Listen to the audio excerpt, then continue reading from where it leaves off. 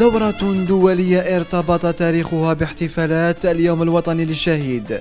تستعد مدينة أرزيو لاحتضانها في طبعة رابعة تحت شعار دورة البحر الأبيض المتوسط لكرة اليد أرزيو 2018.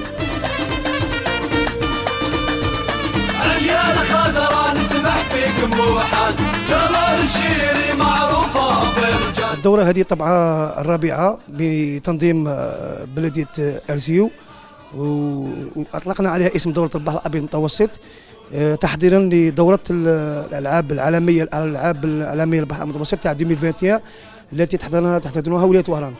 دونك بلدية أرزيو المسؤولين داروا هذه الفكرة تاع تنظيم دورة البحر الأبيض المتوسط، دورة خماسية من أجل إعطاء نظرة شاملة عن ولاية وهران.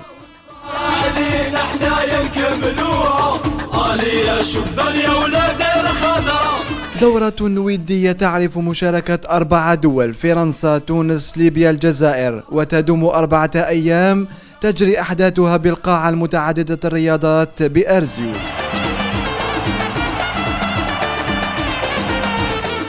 تم تاريخ 18 فبراير هو ذكرى يوم الشهيد، و20 فبراير هو ذكرى عيد مدينة أرزيو. نظمنا هذه الدورة مناسبة لهذه المناسبتين.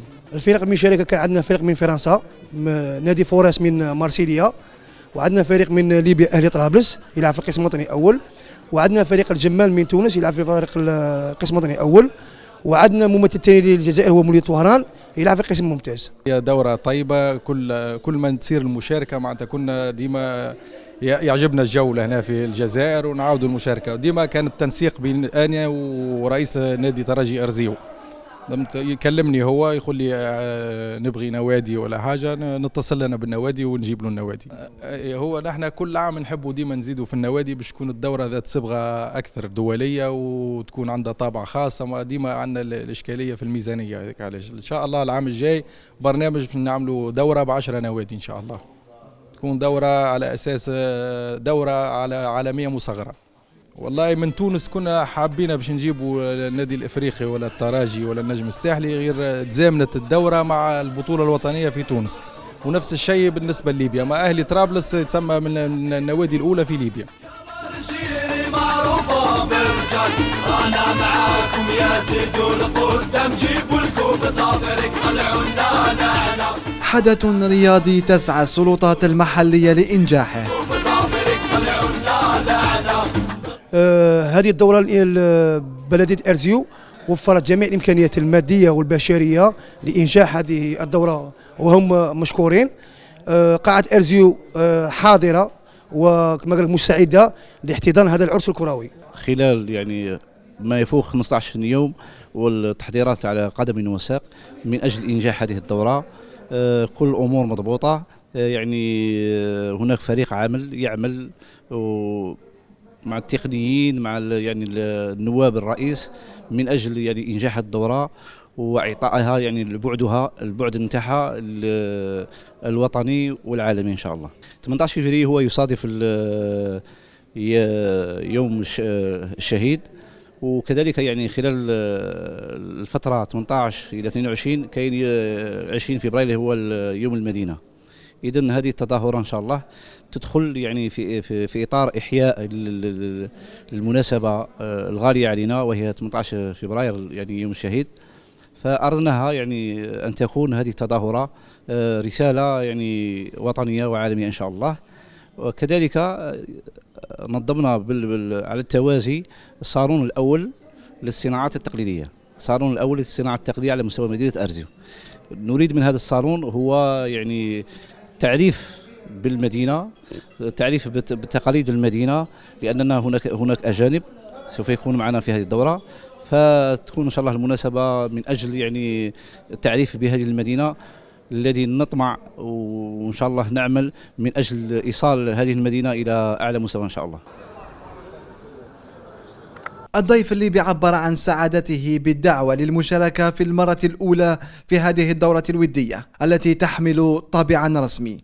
أنا جات لنا دعوة من فترة وسمعنا أن البطولة دي بطولة، أنا من مصر، عندي خلفية، كان جه زمان نادي الجزيرة هنا من حوالي 2 سنين وانبسطوا كتير هنا، وفي دعوة كويسة يعني جاية من الجزائر، ففضلنا نحن نيجي في إطار الإعداد بتاعنا للدوري إن شاء الله. بالنسبة لنا احنا طبعا أهداف تدريبية في المقام الأول، وفي نفس الوقت بنتقابل مع الأشقاء وبنعمل جو كده أسري عربي جميل يعني. إن شاء الله موفقين بإذن الله، ونتمنى أن تكون الدورة على مستوى عالي زي ما أنا سمعت عن البطولة اللي فاتت اللي شارك فيها نادي الجزيرة المصري، واعتقد ان الناس ما شاء الله يعني على مستوى عالي. ربنا يوفقهم ان شاء الله ويوفقنا جميعا. والله ان شاء الله تكون دوره موفقه باذن الله، وان شاء الله نقدم مستوى كويس نشرفوا به النادي ونشرفوا به بلادنا ان شاء الله. اول بطوله ان شاء الله بعد مشوار ان شاء الله مع الكابتن هشام، ومنتدبين ان شاء الله الاولاد اللي معانا باذن الله نقدموا مستوى كويس ان شاء الله. والله ان شاء الله حضرنا هيك ايامات في تونس، عسكرنا شويه ايامات في تونس، وان شاء الله نقدم مستوى كويس باذن الله، يعني نشرفوا الكره الليبيه باذن الله. والله كان استقبال طيب يعني من اخواتنا في الجزائر، يعني كان استقبال كويس طيب، رحبوا بينا. ان شاء الله تكون بطولة كويسة ان شاء الله. دورة البحر الأبيض المتوسط لكرة اليد أرزيو دورة ودية أرادها القائمون تحضيرا للألعاب الأولمبية في وهران 2021 تحت الرعاية السامية لرعاية للسيد الوالي ولاية وهران، تحت رعاية السيد رئيس دائرة أرزيو، وتحت إشراف أيضا السيد رئيس المجلس الشعبي البلدي أرزيو. كامل المجلس البلدي يحتضن وينظم دورة لكرة اليد، وذلك تعد كدورة تمهيدية لدورة البحر الأبيض المتوسط المنظمة في ولاية وهران التي تعد كعاصمة الغرب.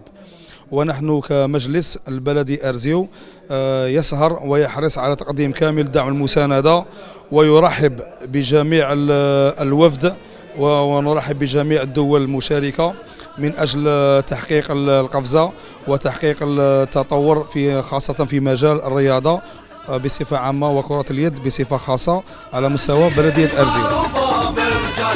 أنا معاكم يا زيدوا لقدام، جيبوا الكوب ظافرك طلعونا نعلم. أنا معاكم يا زيدوا لقدام.